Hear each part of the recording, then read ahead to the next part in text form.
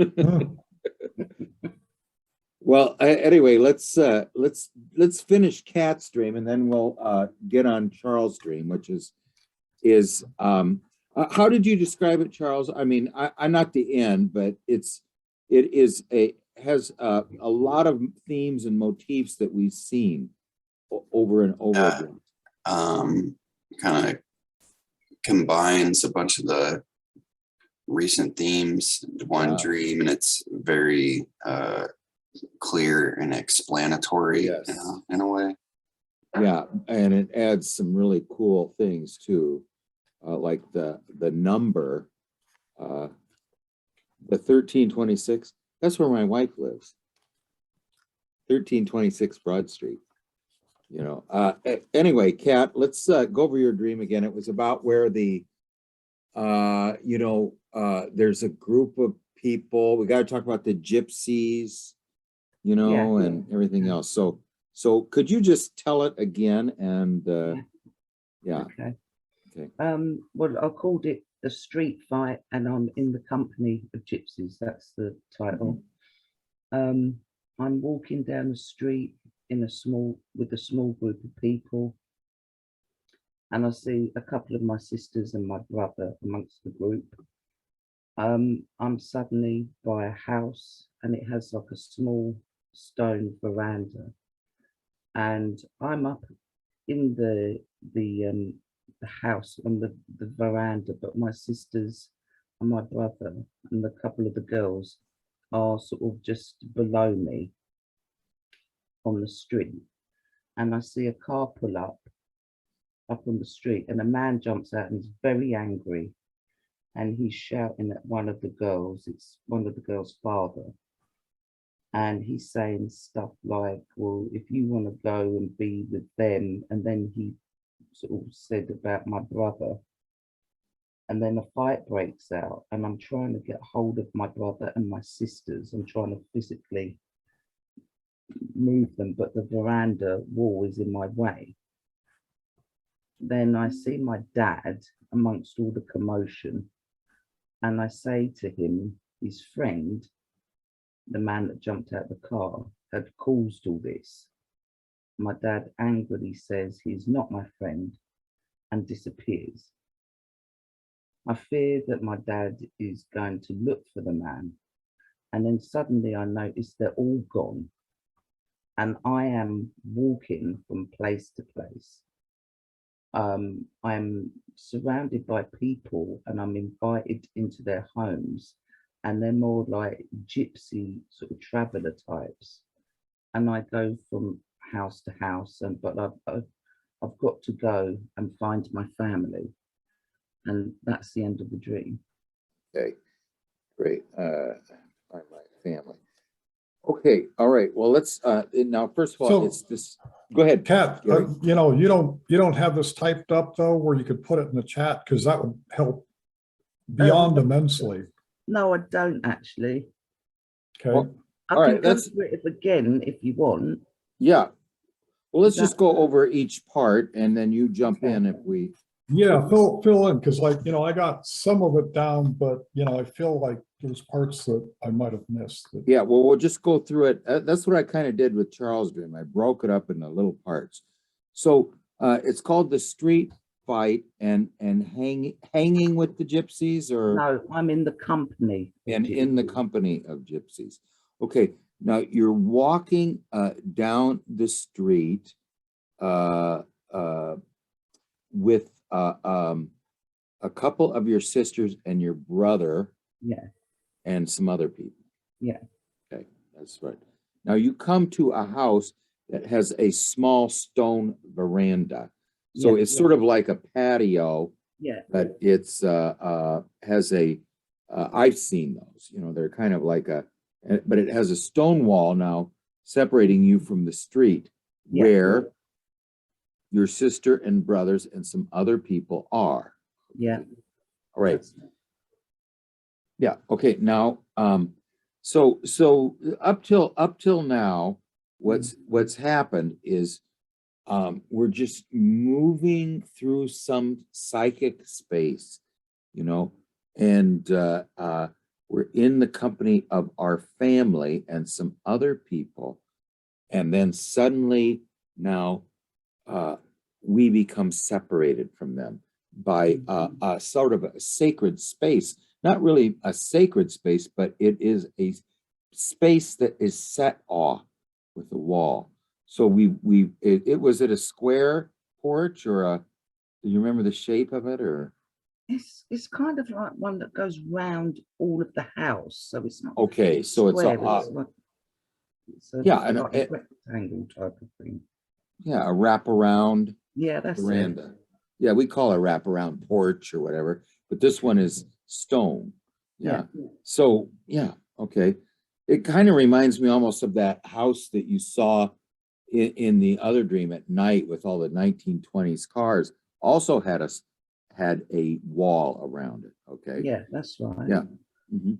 So anyway, you're inside that, they're outside. Okay. Yeah. So this is going through the psychic space. Now here, we don't know really who the sisters and the brother and the other people represent, but I would guess, well, let's leave that open. Okay. That's scene one. Okay. Now scene two is that a car pulls up and there is an angry man there, and it talks to his girl. He talks to a girl that's there. Yeah. And it must be his daughter. Hey, Azine. We're just going through Cat's dream here, and it's we went through scene one. She's going through this psychic space. It isn't. We don't have it in the chat. Just it's verbal one. We're going. She's going through kind of walking down the street.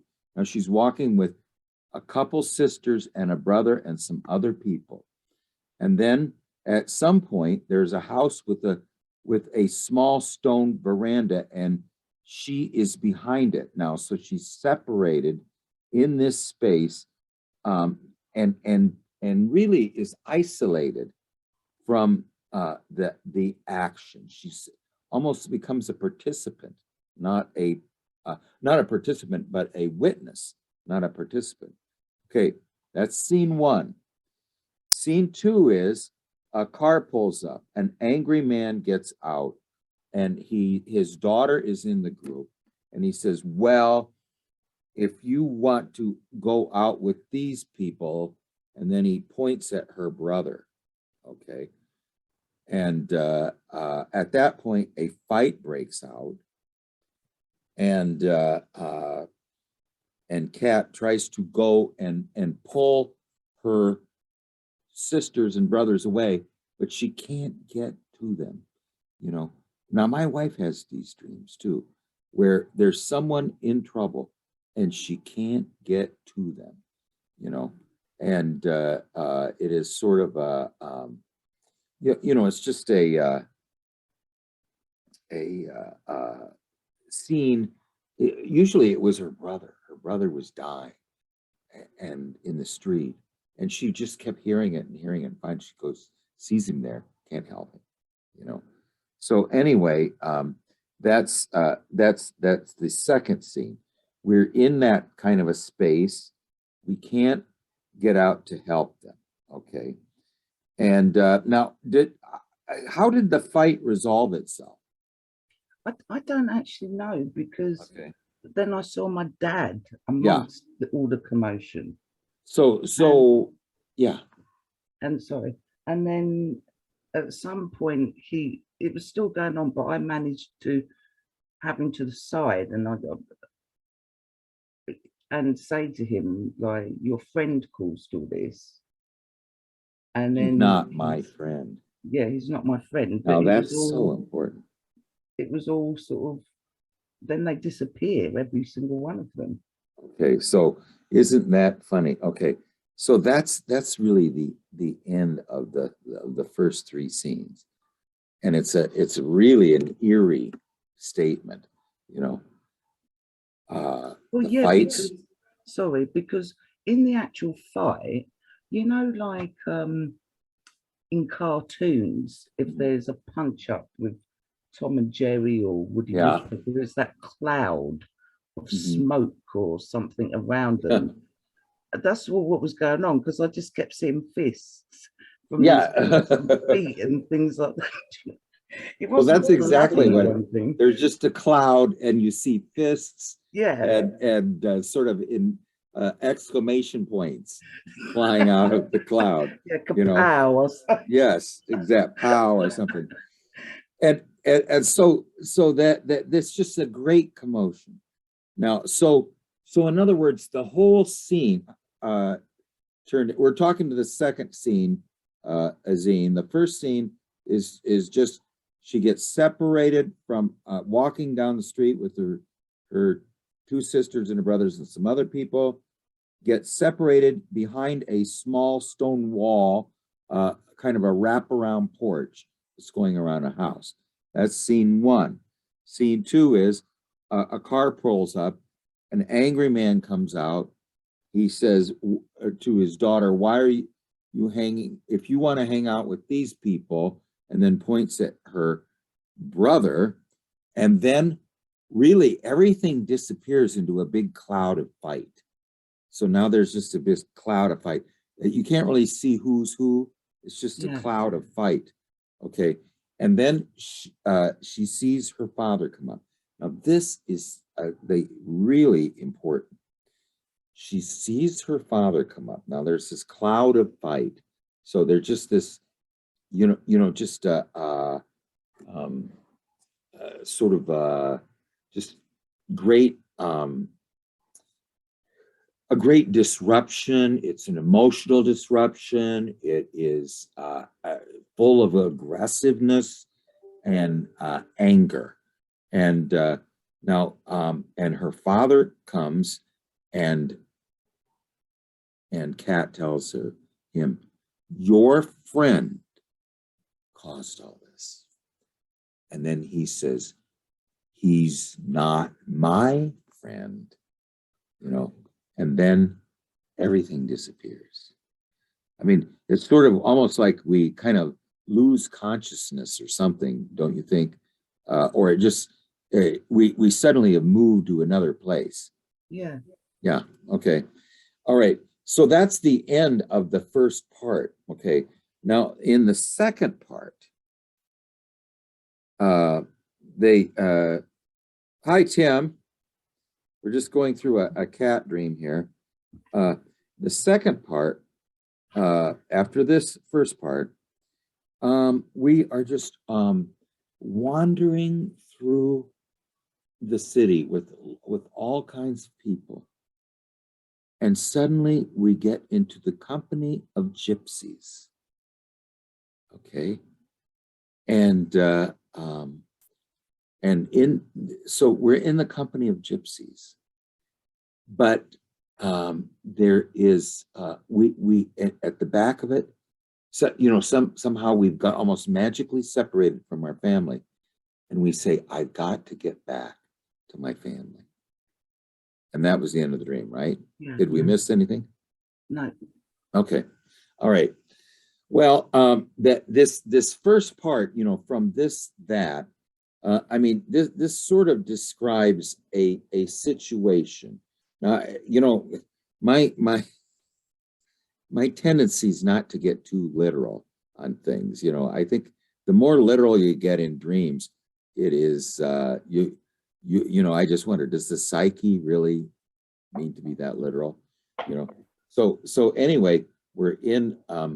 Let's just go through it. Well, let me just finish up with the last part. So let's just talk about the gypsies. What do you know about gypsies? Well, obviously there's the stereotypes, which, whatever. And I don't really think too much about them, not being rude. I mean, it's just, I don't really subscribe to the stereotypes of them, but I've always had interestingly enough, since I was a child, a fascination with the sort of Romany gypsies and things like that. I've always had a fascination for it. Well, yeah, they're basically, you know, are wanderers. They don't really have a home. No. Yeah, I mean, they are just sort of, and you know, what amazes me is, of course, there was a lot of gypsies when I grew up in Europe, but are there still gypsies in Europe? Yeah, we have, Yeah. you know, but there's, like I am, there's a big sort of traveller sort of community. Yeah. And, you know, some reside in houses, some live in their caravans and things like that. So, you know, they're still very, very much here. I mean, do you know what I mean? They're not. Yeah, I rare mean, or- they come from Romania primarily, and you know, they were a lot of them in Hungary and in southeastern Europe, and then they seem to move into Western Europe a little bit. But anyway, I mean, what I guess what you would think about gypsies is they tend to be you know, somewhat they're just itinerant people. They're just these wonderful people who always want to be on the move. You know, I mean, they don't want any settled place. There doesn't seem to be a reason for it, you know, but they tended to have a little poor reputation because they were,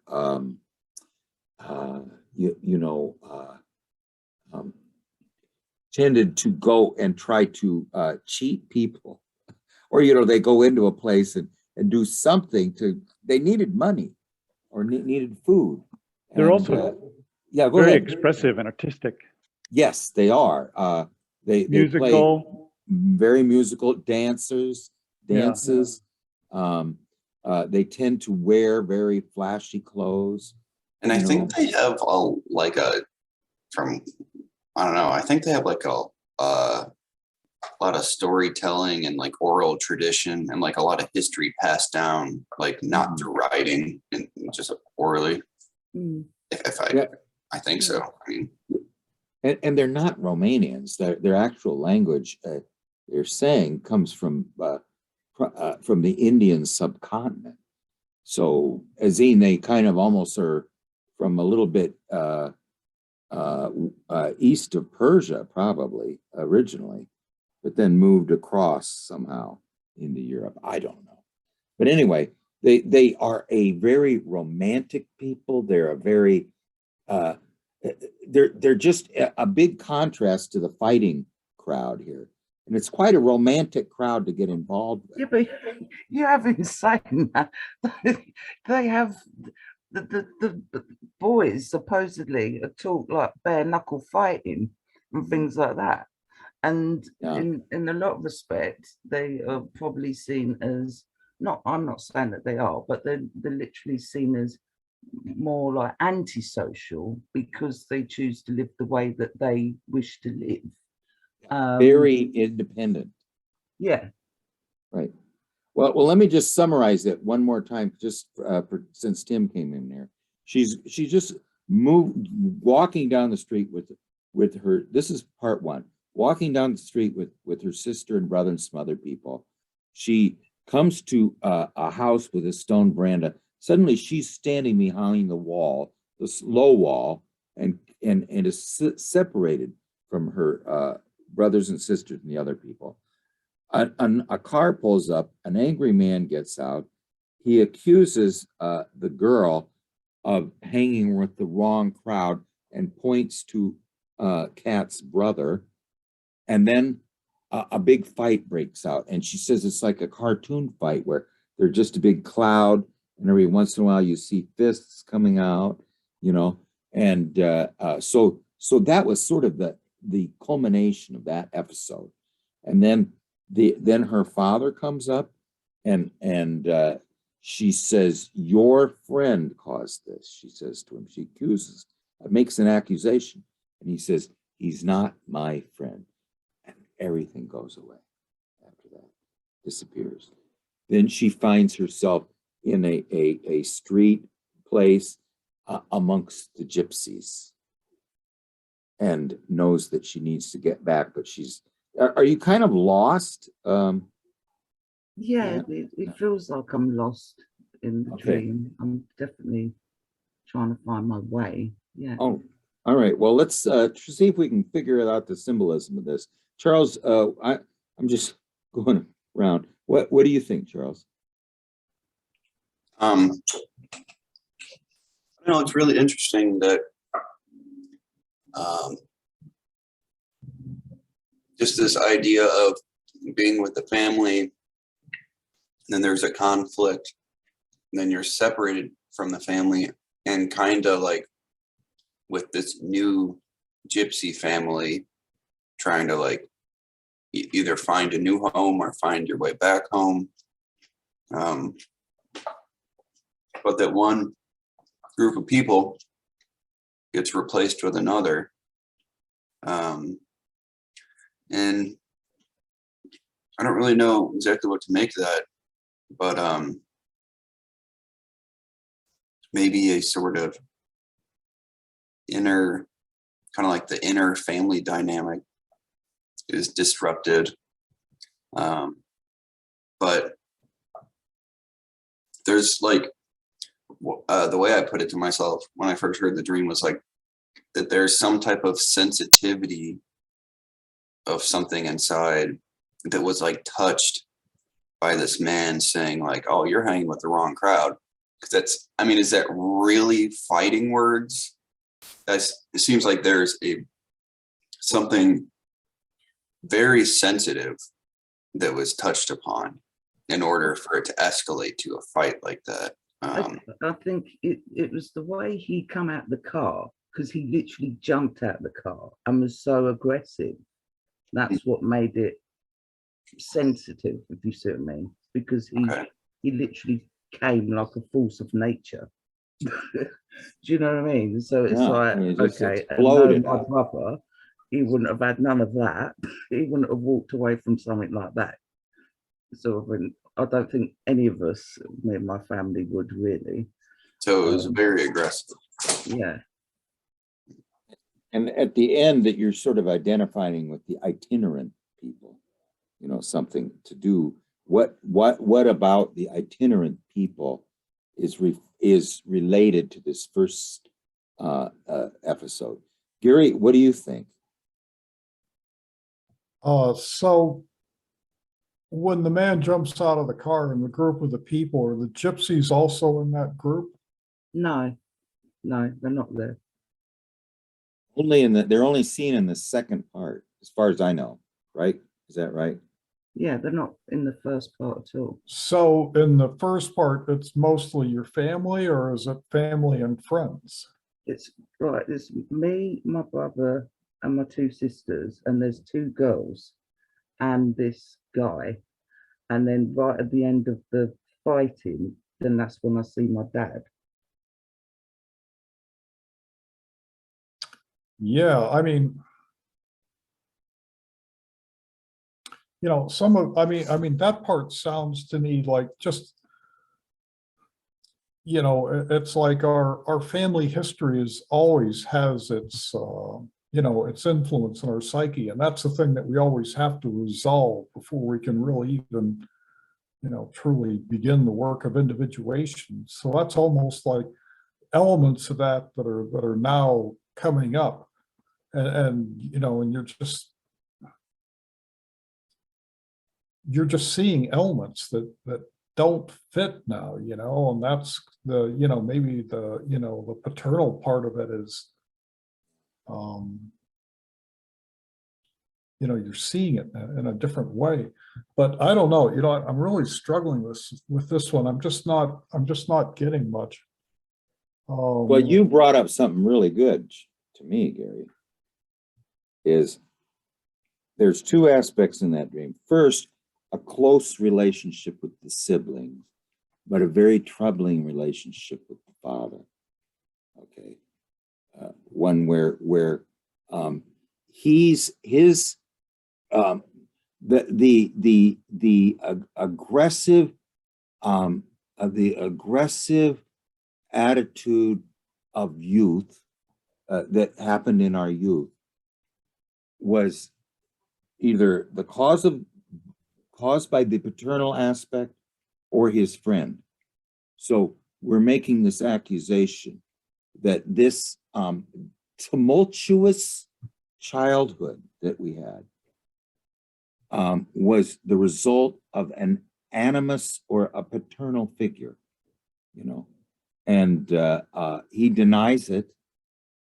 But we're saying this tumultuous aspect in our youth was caused by the this paternal aspect or animus aspect. The second part of the dream moves to a feminine group of people. Instinctual. Yeah, instinctual feminine group of people. And now we don't seem to have an affinity for them at all, but at least that was the where we were thrown in the second half of the dream. But, you know, I think any type of shift like that, you know, you're not going to start off by feeling at home, you know, so it's like, you know, the whole thing feels like, you know, it's almost like the witness aspect where, you know, you see things, you know, because the veranda, you're stepping back, you know, you're kind of like, you're stepping back and you're seeing it almost from outside of itself. And then you see the disruptive elements. And the resolution is literally stepping into the instinctive elements. The veranda is kind of a retreat into a walled off area, but also seems like you're retreating into the arena. Now you're in the stands looking into the arena. Yeah. So you've really removed yourself from life, but then you see how tumultuous this youth aspect was. And that's a really good point too, because, you know, what you're really seeing is you know, you're seeing it as a process, and the process was, you know, warring elements. And, you know, and I think maybe seeing it as a process is key here. I had a very tumultuous youth. Fighting, oh, I mean, it was just a pretty, you know, everybody was always upset all the time. Wasn't anything serious, but it was not pleasant. What do you think, Azine?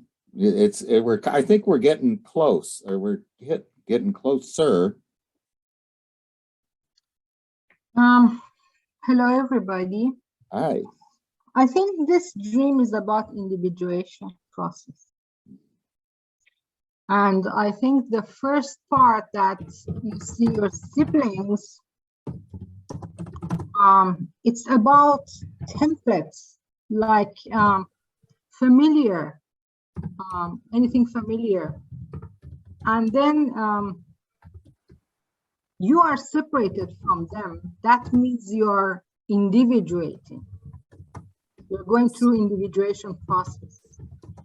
But the thing is, I was reading about it yesterday in our next fairy tale, that Von Franz says when self touches somebody, it affects everybody around them. And it's like waves. And maybe we have a clue of what is happening with us, at least a little bit. But people around us, our family or colleagues or neighbors, they are clueless. So they're just receiving these odd waves, and they're clueless what's happening to them. And it usually creates chaos. And this guy who jumps out of the car, he seems to be like a dominant conscious character, like a face of society, morality, templates, it's like a guard to them. And he comes out and this chaos happens because he's not happy and those people don't know what is happening to them. So it's chaos. And who is creating this chaos? So next scene is you talking to your father.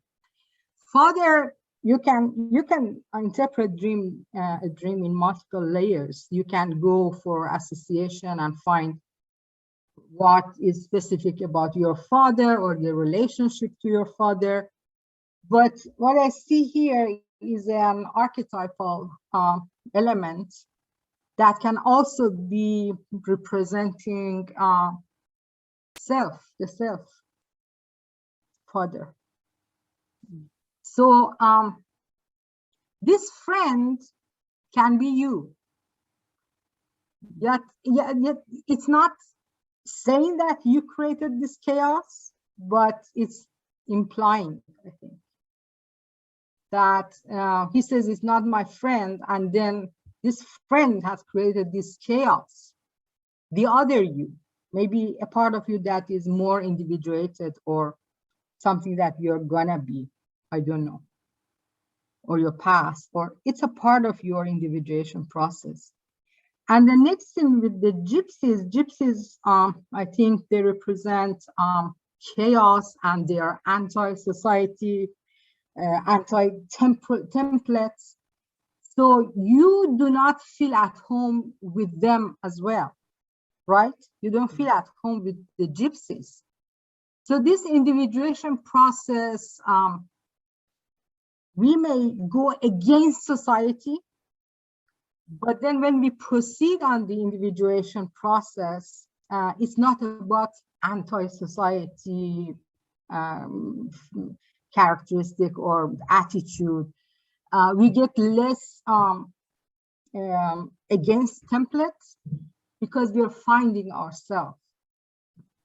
And so I think this part, these gypsies are kind of still, they're chaotic. They're just resenting everything that is related to morality, society, templates, whatever. And you do not feel at home with them because your next step is just being who you really are, not defining yourself as I'm not you.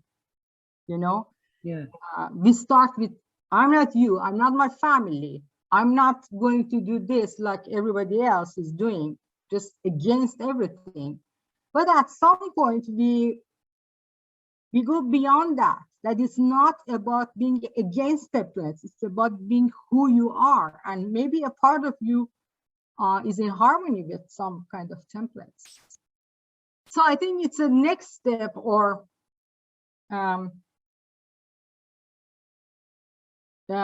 completing a state. I don't know, you know better, but it's about this stage.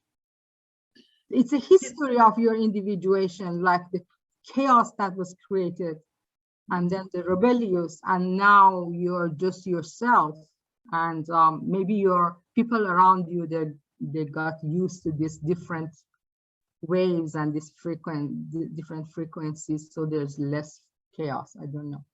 Do you know what, as in you always amaze me because I mean, I really, what you said is like, oh my God, because the two men, my dad and the angry man, in the dream, they were so clear, so vivid, but the other characters weren't as such. And it almost felt that they were bigger than human. Does that make sense?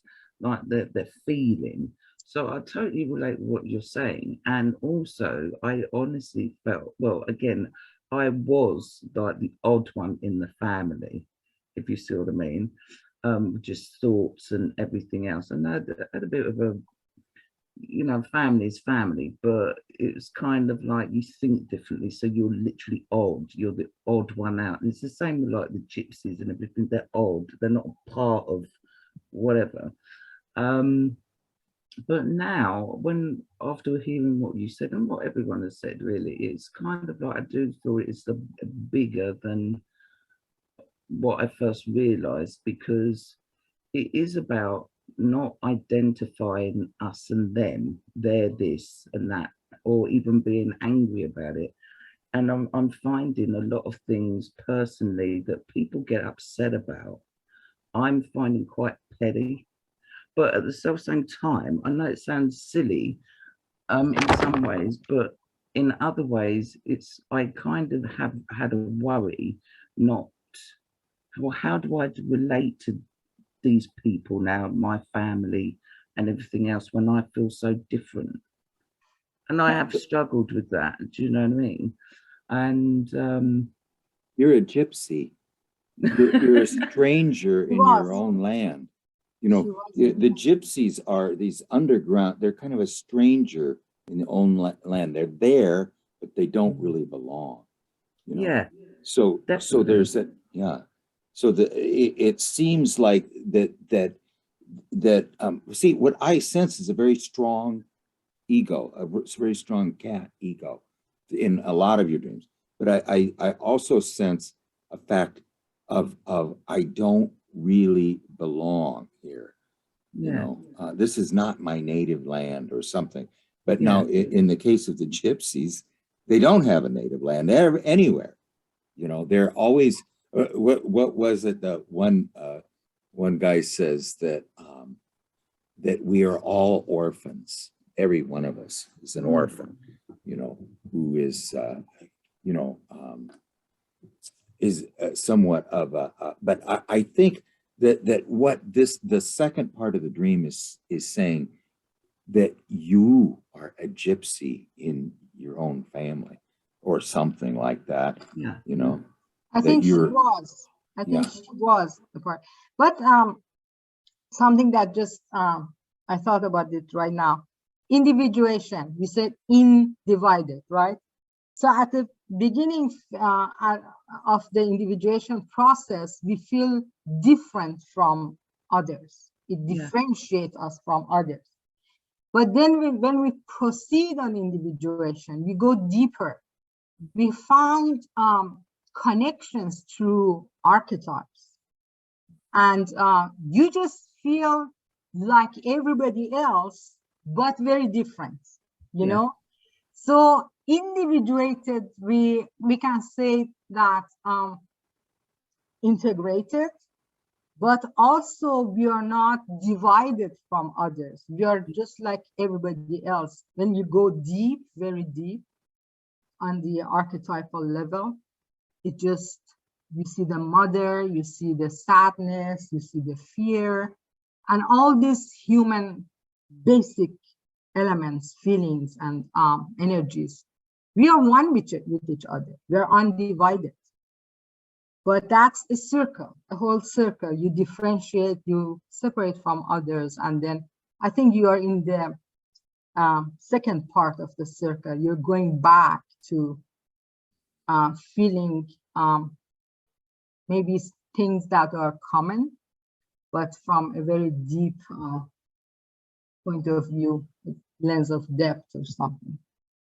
I think when you feel that you don't belong to gypsies, it just, I think you pass that stage.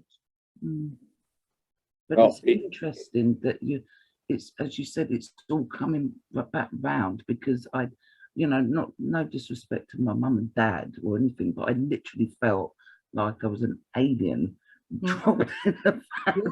Literally. It's like I was worried that I was adopted and everything. I know loads of people do that, but the sense was so strong because I was so different. And it's not that they're not accepting of my weird and wonderful ideas and that now, but it's kind of like, yeah, it's yeah, I mean, wow. But it isn't really odd. It's just that you're linked very closely to the inner world, not the outer world. So what do you do if you have that? I know Charles has that feeling sometimes too, that the deep connections to the inner world is somewhat isolating, you know, and he's sort of has that itinerant aspect. Tim, what do you think? You've heard all this here. Well, I think Azine spoke about this a lot more clearly than I could, but what I'm looking at it kind of with squinty eyes from a distance, and it feels to me like this is about family dynamics, family patterns, family traditions, that kind of thing, that Cat becomes separated from, as if on the other side of a wall. And there is a conflict there between the real personality and the way that those things unfold. But the gypsies represent this alternative life that is more colorful and more rebellious and perhaps more aesthetically oriented. And the one thing that I associate with them that nobody else has mentioned is this kind of jester quality, that the gypsy has the ability to speak truth to power. You know, the outsider can do that. I, as an artist, can do that in a way that is more unconstrained than most people, and only the outsider can function in that way. The people on the inside of the circle can't really do that. And so I think if I were going to carry this further, I would spend some time dialoguing with what that represents. You know, what part of your personality is associated with that rebellious aspect that is particularly foreign to the family. You know, what parts of the family dynamics really rub you the wrong way, or what alternatives are really attractive about moving out into your own space. And of course, with individuation, everybody in some degree faces that same question. How am I different from my people? And in this regard, it seems like maybe this dream is emphasizing that difference and is asking or challenging you to move into that that gypsy space and find what it is that feels like it's more true to yourself. That's what I've got. Thank you, Tim. I think you know that was very good, Tim. The thing that made the stone wall is a symbol of being separated from this tumultuous chaos that exists outside you. You know, now you're trying to pull your brother and sister away, can't get them because you're behind a wall of probably your own making, possibly, just as a protective, as sort of a, you know, it's like when you go to college, you know, you're living in a hermetically sealed space that's somewhat protected from this samsara world of this unbelievably topsy-turvy fight. Okay, and then what we say is we say this world is ruled by you and your friend, Father. You know, and he says he's not my friend. You know, okay. So there's this idea, and I think it is. This is my sense, Kat, is that your ultimate concerns in your life are not conventional at all. There's some aspect of them that are, I mean, with all these dreams you're having, these very big dream one after another. I mean, some great task is being asked of you. Just saying. And, you know, so this first identifies this first aspect, is this whirlwind of the outer world is something that we want to pull our psychic contents out of, and we want to put a wall between ourselves and this, and we blame either the negative father complex, and that's not your real father. Yeah. It's the negative father complex. And you know, the negative father complex really is usually a negative father because he has a poor relationship with the feminine world himself. His anima is, he has a bad relationship with his own anima. The father, the inner father has a bad relationship with the inner anima, his inner anima. And so he has a bad relationship with the feminine. So he's a negative father. And he's causing this chaos. We're pulling back. Okay. The second thing is that we don't feel affinity with the gypsies, but we really are one. I mean, what we are is we are an alien in our own land, or we are a foreigner in our own land. And this is the idea that we're all orphans, you know, every one of us, you know. And so who is our father? Who is the real father? I think and mother. I think in our case, it's the root and it's the unconscious. That's where we have to reorient, Yeah, you know, definitely. and by the way, you will never feel alien in that world. You know, that is when you find it, it is your native land. You know, I mean, and you're not a gypsy there, you know, and there's, and that chaos, you know, really, I do think, did you feel a lot of anxiety in this dream? Funny enough, not when the fight broke out as such. I did want to get my brother and sister, Yes. but I personally wasn't like emotionally unsettled or whatever.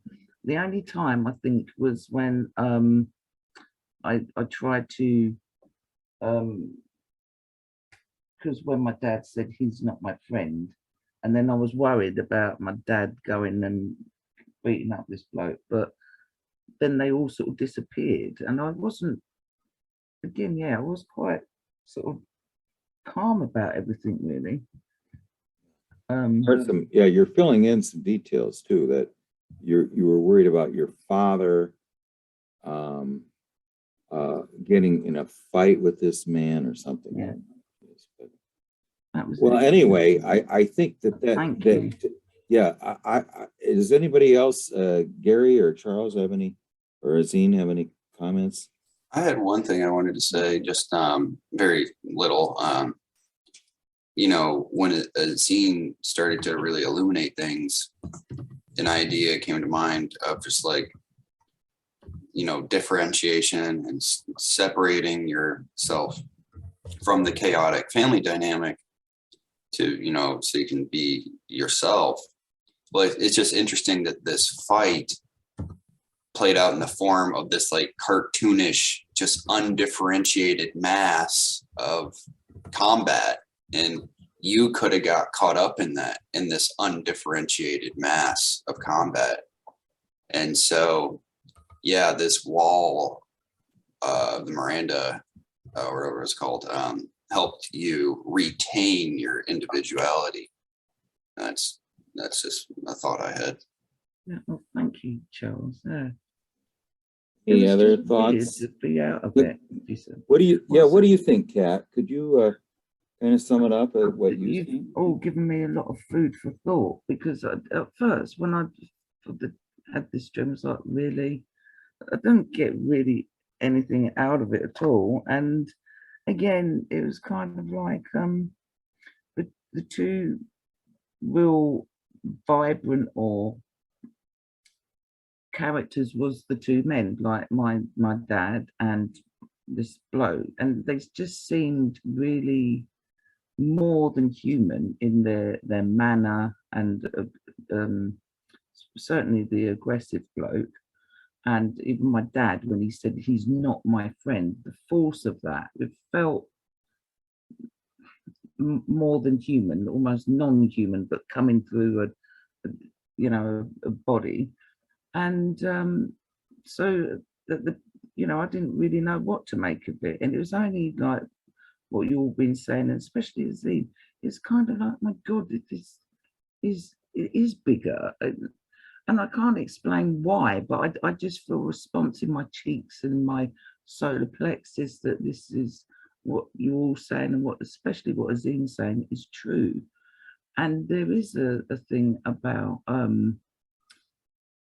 suppose it's again about being part of the world, but not of it as such, when you're going through working on self and individuation and everything else, and not getting into that trap of separation and judgments and things like that, and just being comfortable in your own skin and not having to take on labels or conform to other people's thoughts and opinions and things like that. So it's kind of like it just feels big, and for a small dream it felt bigger than what was presented. And I think thank you for all a wonderful job in just unpacking that for me, because to be fair, I was kind of blindsided in a way with it. Yeah, all, well, 'cause I thinking really to like the myself, fact. do you know what I mean? Because you think to Yes. yourself, well, I haven't had a row with my dad, everyone's fine, and everything else, you look for the sort of logical thing. But thank you so much. I mean, you're just all amazing. I won't forget it. I mean, it's a very interesting image of that we are we're sort of gypsies in our own. We're a little bit of gypsies, and like Azine says, we don't want to get too isolated from the world. I mean, that it is. We need to go into life. We need. All right. And Go ahead, Charles. If it's true, then it must be paradoxical.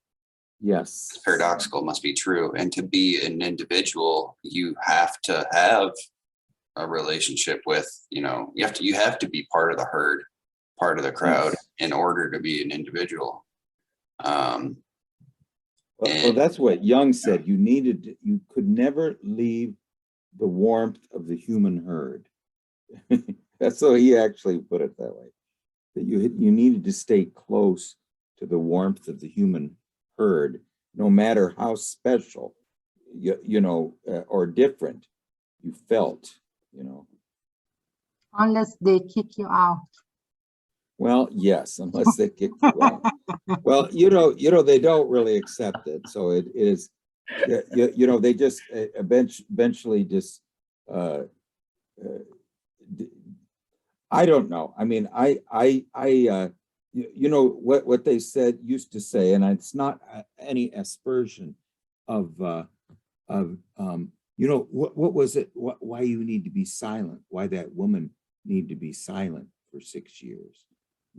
And there's an aspect of you don't cast your pearls before swine, or the thing that is most precious and most valuable to you will be harmed if it's out if it's too exposed. I mean, there's a certain part of you is really sacred, really taboo, and it can't be the conventional world will never accept it. Well, if we could, Charles had a very, very special dream, and I think everybody will agree when they hear, at least when they hear the last part of it. So I was wondering if we could go through it here. Let me see. It's fairly It's quite lengthy. Yeah, I know, but detail. We'll just go through it. I don't care how long a dream is. If it's long, I just say it's something that we just need to take apart, you know. So I did kind of put paragraphs in it, Charles. So I'm gonna. There's one more. I'll go ahead and start reading it. Yeah. Okay. I've got it in the chat now. Okay. Mhm. So I am at home with my mother, and in the dream, my home appears as my aunt and uncle's house. I'm in a bedroom which is very small, and it reminds me of when I used to live in the sunroom of an apartment, and my room was the size of a closet. I have several small animal cages which are connected to each other. In one of the cages, made of small white bars, there is a small guinea pig or hamster that is pregnant and giving birth. I also have other pets around, such as cats, which all have small circular stickers on them with a design like a tree or a Lichtenberg pattern, which is like a lightning strike. I started to pick the stickers off of them, but realized it would just take too long. There is a small digital screen that would give me the process of the animal being born. It would show a percentage of the birthing progress, like 12%, 25%, 36, 57, 84, 98. Then it would say the baby guinea pig is born. It will grow up to be a white guinea pig with white fur and brown spots. It will have large ears. Sort of just kind of gave me info on the baby. And at first I was completely unaware the animal was pregnant and giving birth until the screen had notified me. I was completely overcome with joy and was so happy about the babies being born. I was weeping very happily for the mother. And I seemed to be in the midst of some sort of job hunting, but that is a rather vague detail. I was trying to find clothes, especially pants, to wear to look for a job. And I could only find jeans that were bleached and way too large or bleached and torn and tattered. I figured I needed to clean my room since it was so small, it could get very easily cluttered. Next thing I know, my cage of animals is completely gone. And I did also have a worry that the different types of animals around would hurt the babies since they were not the same species. There were parts of the cage which didn't provide very good protection, like in the area which the babies were being born. And I wanted to go to the hardware store to get chicken wire to tack over the cage to keep the other animals out. I went into the main room of the house, and my mother said that she had put the cages downstairs in the basement and that the babies should be down there. All of a sudden, the fire department showed up and started working on something that I was aware of, but did not know they would be coming to fix it at this time. This meant I could not leave because they were blocking the driveway. My mother says something to me about needing to get a job and that I should support myself. I'm extremely offended by this because I feel like I have been doing exactly that. And I'm hurt that she was critical of me in that regard. And I'm so upset that I tell her she can keep every single photograph of us together, as I no longer want them. I get all the photos out of my room and start dividing them into a pile I would keep and a pile I would give to her. One of the photos I remember of being my cousin Rachel celebrating graduation. She was sort of like an ancient Greek woman from Lesbos with her toga down at her waist. And I found this picture very interesting. There's another picture of me and my cousin Brad celebrating my third place Pinewood Derby finish together with the trophy in the picture. Then eventually I got to a picture of just myself as a child sitting in a high chair with a cake. And I was asleep in the picture, and my back to a wooden ball with an address on it of a number like 1326. I can't remember. At this picture, I completely lost it, and I broke down and started crying like a child with my whole heart and soul pouring out the pain. I laid on the ground, face down, and just wept. I, for a moment, tried to collect myself, but knew that this is exactly what I needed to do in order to heal. So I just kept crying and crying. You described this dream as very clear. Mm-hmm. So it was, when you woke up, it was sort of an epiphany. Can you describe that at all? I just remember waking up and still like kind of almost being in this emotional state. I mean, I, woke up straight from this dream. There's no gap in between. I didn't have to recall the dream. The second this dream ended, I was like wide awake. So I could just remember everything. And it just, I don't know. I just found it so clear, and not just because I remembered it so well, but the nature of the dream. Yeah, the last paragraph in particular is a clue to a great mystery that has occurred in so many of Charles' dreams, where there is a great emotional cathartic moment, and that occurs over and over in his dreams, and yet does not occur in the outer world. And here it gives us some perspective on what the purpose of that is, because it doesn't happen in the outer world, but happens again and again. The dream ego in the inner world experiences this emotional catharsis.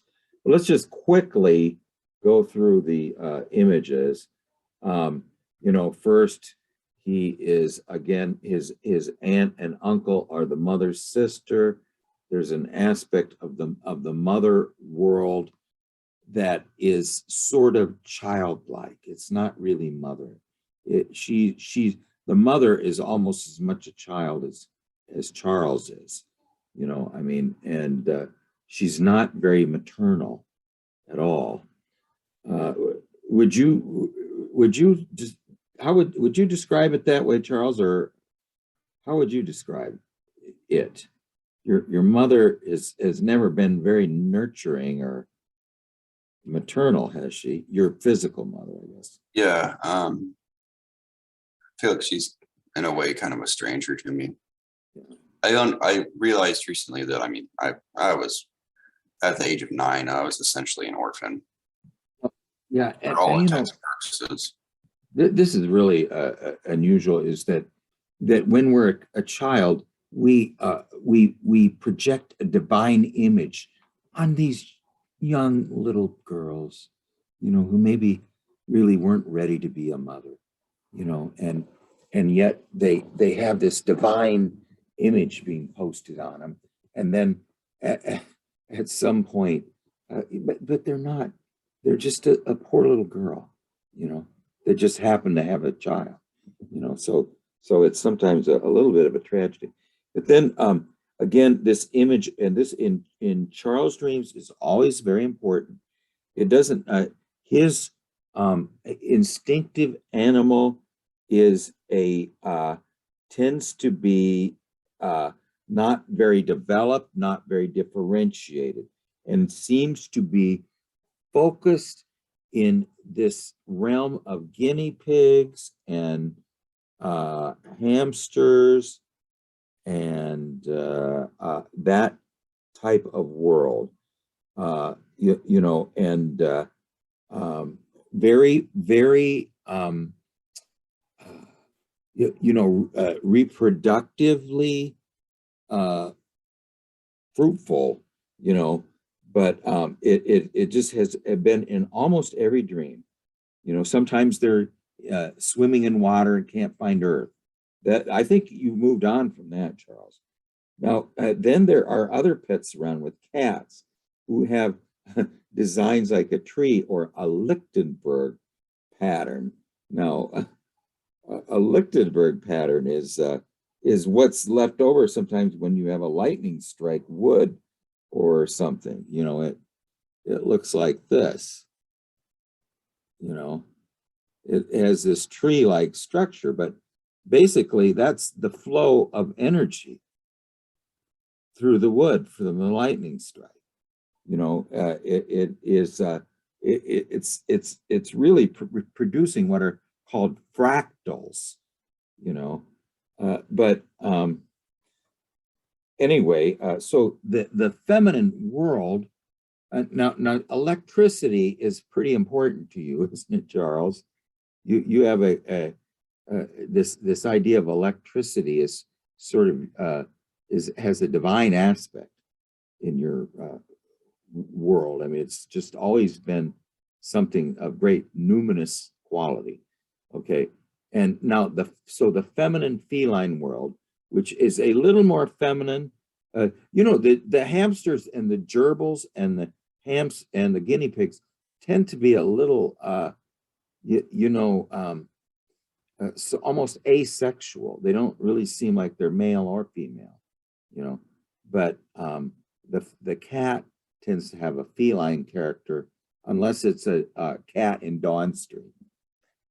You know, Dawn's cats all are men or male, you know.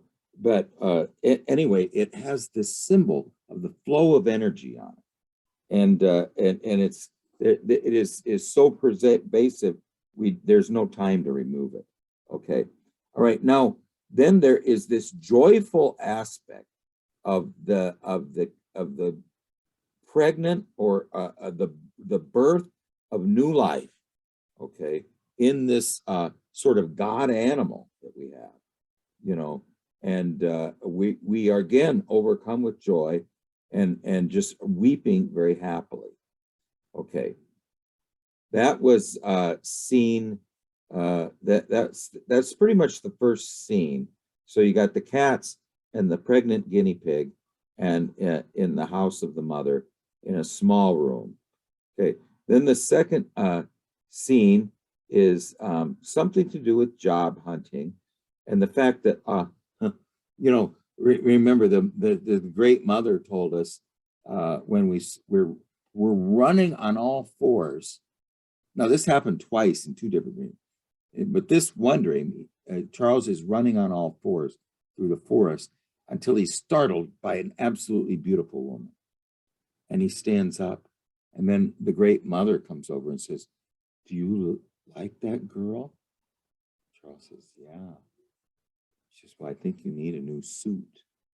So this job hunting aspect and our inappropriate persona are brought into some type of focus here. I mean, and before we are able to connect in the outer world with the feminine, we now need to have an outer persona that can support her. You know, I think basically a stronger ego, and Charles is working on that and having some good success. So, but anyway, the cages are gone. We don't know where they went, but so not only are they missing, but we're worried that the babies are going to get eaten by the cats, and we're going to try to find something to protect them. And the mother said that she put them in the basement. I'm kind of missing that. But then you also had that device that there's some device that describes the birthing process, keeps us informed on the progress of it, which is, these are all wonderful images, and you know, you could go on and on about them. But then the aspect of the fire department comes up, and it blocks us. That's just everybody hates that, you know. Now the mother says something. She's needling us. You know, why don't you go get a job? You know, you should support yourself. And now this is very hurtful to Charles, and because he feels like this is so the mother aspect in us is not feeling. She is lacking nurturing, lacking feeling, and what she really does is emasculate us. You know, she's by that comment, she's really taking our masculinity away from us. And at that point, because she's not participating in the feeling function or something, suddenly there's a disruption, and now we feel a need to separate from this negative mother. You know, and one of the ways we do that is we don't want any images that contain the image of us and the negative mother in us. You know, those we know are harmful to us. And so now we're trying to separate those out, and then we also see, though, the anima, this beautiful anima, and she's a woman of Lesbos, Sappho, that wonderful poet, woman poet, was from Lesbos. And so they're wearing, basically, a very revealing garment. And this was very interesting. Then you see a picture of you and your cousin accomplishing something, a masculine act, accomplishing something, getting an award. And then at the end, then eventually, okay, let's set off the trigger. Then eventually I got to a picture of just myself as a child sitting in a high chair with the cake. I was asleep in the picture and my back to a wooden wall with an address on it of a number like 1326. So that actually adds up to 12. 3 times 2 is 6. 1 minus 3 is 2. I don't know. This is where my wife lived, 1326 Broad Street. Anyway, so there's something about the number, something about that something. This is where everything went wrong. Was at this point. Everything after that point led to where we are today.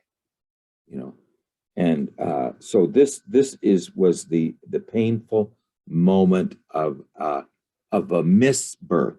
See, what happened is in our youth and our early youth and our puberty, there was you can have a misbirth when you're born. You can have also a misbirth from being a toddler until you're an adult. And it seems like this was sort of a symbol of the nurturing and that we deserved, we didn't get it, And anyway, then there is a great explanation of the healing function of these breakdowns. Anyway, I went on way too long. Gary, what do you think?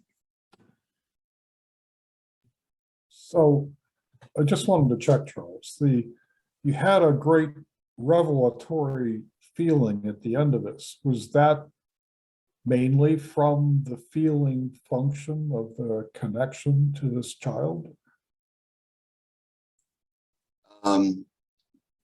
It was basically me realizing that I just have to let these feelings come through so that I can process them to heal like the things that happened in my childhood.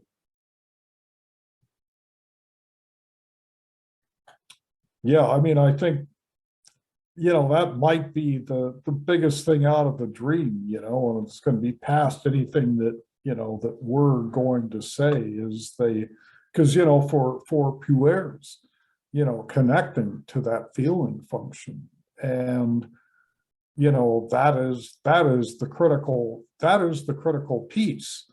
And then the other thing is that,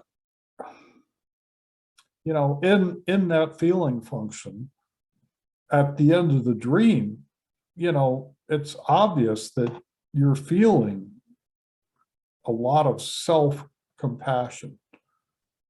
And if you look at if we go back in the dream a little bit to the negative mother aspect, and if we say, well, maybe that's not the mother, maybe that's the negative anima in you, which, kind of gives the negative talk. And then, your anger at that and realizing that the negative talk is not the way forward, that the way forward is self-compassion.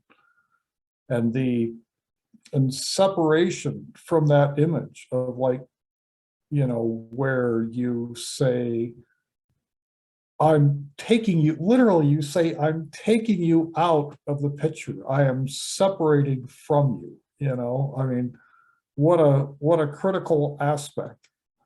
You know, I really liked that part of it. But the, you know, the very small room, you know, to me, that felt kind of closed in and not a lot of room to grow, not a lot of room to develop. And then the instinctual parts, which are being birthed, you know, they're immediately threatened by their natural predators, the cats. And so, you know, the things that are being birthed are under threat. And then, you know, so, and you realize that, you know, that this threat exists, but the first thing that happens is that the, you know, that negative mother complex puts them down in the basement, in the unconscious, you know, where they're no longer as accessible, you know, where the you know, the ability to connect to them would be very limited. And then, you know, the ongoing emergencies, the fire department, you know, what do they do? They also block the access. So The blockage. yeah, exactly. But that's kind of what I'm seeing. But I agree with you. You know, the big part about this is, you know, the connection of the feeling function and realizing that, you know, you have to go back and look at everything with compassion, and you have to block the you know, the negative mother. So that's it for me. That's a great two aspects real quick is one clue to me of why the guinea pigs, the hamsters, and the gerbils are important is because we don't have a lot of psychic space, and yet we need rebirth. And so we get this very fruitful aspect of these that can produce all kinds of life in a small psychic space. I don't think it means that much, but it's just occurred to me by what you're mentioning of a small room with the instinctive aspect.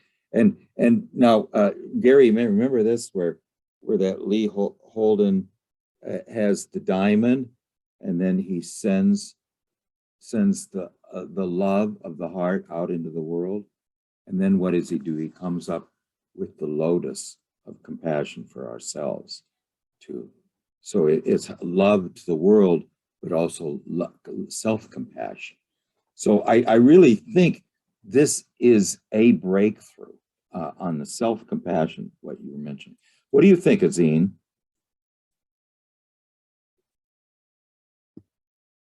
I agree with you. It's about, it's a sign of taking a leap in separation from mother. The whole dream is about that. But there are little things that I was thinking of. Like the small room, it means that you're bigger. You're bigger than that space that you used to live in. You've grown up. You're bigger than that space. With the guinea pig and other animals, I think what you experienced through the dream was because you can separate from mother. You think you're separating from mother with hatred and anger and stuff. But the real separation and independence happen when you know who you are and know who she is. So in this dream, you're experiencing motherhood. You were full of joy and you could see how a mother loves their child, their children. And when they moved the animals to the basement, you felt that how a mother can worry that you're not safe, you're going to be attacked, you're not going to be successful, whatever. And you understand the worries that a mother can have. And I think it helps you through the separation process. The other thing that I can think of is the number 1326. The sum of these numbers is 3. So I was looking what 3 represents. It represents an extraordinary, talented child, which you said that you were an orphan at the age of 9. That makes you, that what happens is that you started individuation early, very early on. So you're separated, you're extraordinary. And you are that little guinea pig. You know, how beautiful it was, and white and with this brown spots and stuff. And it also reminded me, this number, it reminded me of that birth process that was the 20%, 30%, 46%. It also reminded me of that number, that there was like numbers counting on behind you. And it was a process of the procedure to get separated from the mother. When they move the animal to the basement, it means that now in this state of dream, you're a little bit higher. You're closer to the surface of consciousness, ego. And that experience with the animals, the pets, it's down, it's deeper in the unconscious. So what happens in that level? Guys came in to fix stuff, right? And you knew that they were coming, but not now. I mean, when things happen, we are never ready for growing up. We are never ready for psychological events. We always feel that we needed more time, but it is the time. And with the clothes, as Craig said, it's about how you present yourself, like in job interviews or as a colleague or stuff. And this aspect of being attached to mother, I mean, people see through us and they feel stuff, you know? And when you change and you mature and you are an individual person, others can feel it. So they give you better jobs, they count on you, they're, so it affects your how you perform at job. And then what else we had? The pictures obviously was showing separation. There's still residual of anger, resentment, but what else? The dream.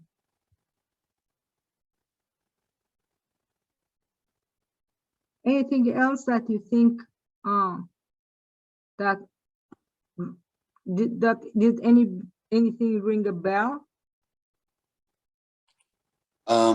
Yeah, I mean, my main takeaway is I like what you said about a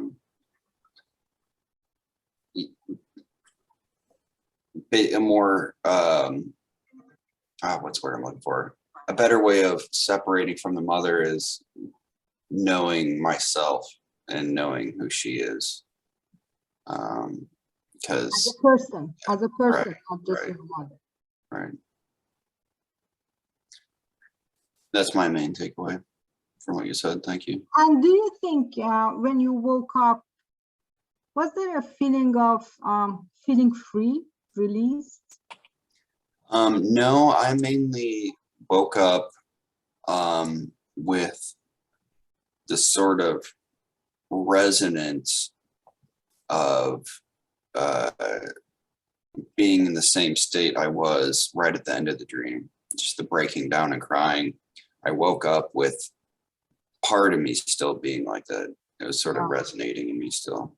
But with an understanding of what it meant for the first time. Isn't that what you said? Yeah, yeah.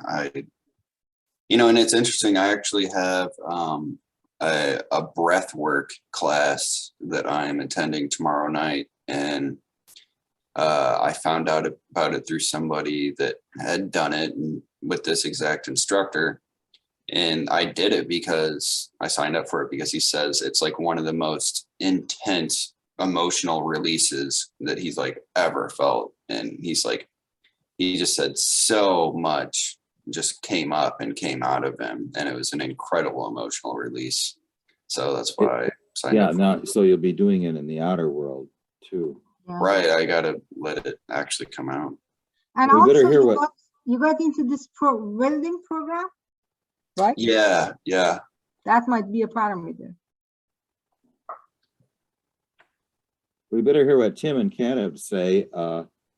Tim, we owe you a dream. I tried to squeeze this one in because it was kind of an emergency, but go ahead. Yeah, I can send you one. Yeah. I'll just kind of summarize the things that other people haven't covered. It seems to me that the whole thing, what I get out of it is this real concentration on the smallness of all these elements. And it makes me feel that your capital S self is looking back at your history and realizing how constrained these different elements of your upbringing were. And I keep thinking of the small animals as being these vulnerable, delicate kinds of creatures that are still undeveloped in some way. And I think one of the clues is the fire department, which is there to dampen the passions. And at the end, you have defied that whole thing and have really come to fully participating in being alive by just weeping like there's no tomorrow. And to me, that's really taking hold of what you have and participating in it without worrying about what anybody else thinks. And that feels to me like the way forward. That, gosh, it really struck me that you're saying that you were orphaned at 9 years old, so that the rest of the growing up process you have to do on yourself, on your own power, without any help from the the older generations. Kind of like looking at a bunch of small animals that are pregnant, that have the ability of creating life, but they're no longer immediately available. They've been put into the basement and the fire department is in the way. So it seems to me that your homework is set out for you. It's a lot of work. But the pathway seems really clear that this is what you've been given. You've got a bunch of constraints and trouble in the way, but by fully inhabiting who you are and using all your resources, yourself, your capital S self, is telling you you've got everything you need to complete that development. Kat, we need to hear you. I know you've got some. My thoughts are like alongside with Tim. I was immediately struck about the small room, and I felt like it was the childhood was encapsulated in that, the smallness of the room, feeling restricted. And again, I'm struck about these small animals which burrow, if you see what I mean. They burrow, and when I had a hamster, I mean, yes, it was active in the daytime, but it was more active of the night. So I'm kind of like, again, what is it with these small creatures that,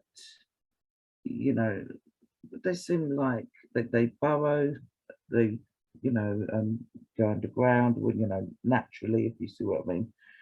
And again, it's kind of like what Tim's saying, there's these precious, small, delicate things, and yet they're again in a situation where they're unprotected, because you've got the cat, then the mother puts it down into the basement, the cage needed fixing, and I agree with, I think it was that Zine said, you was experience of being a mother. Now, when you mother, you start nesting, you prepare the room and everything else.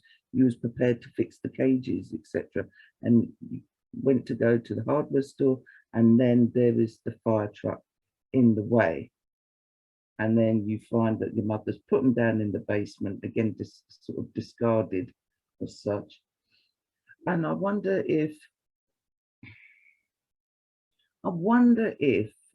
those animals represent how you felt, that perhaps you felt a lot of the time, when you was a child, that you needed to burrow. I just feel like the sense of just wanting constantly a duvet over your head, and just like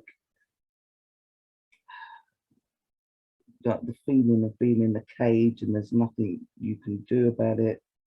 So you just want to burrow away or whatever, just to get away from it all.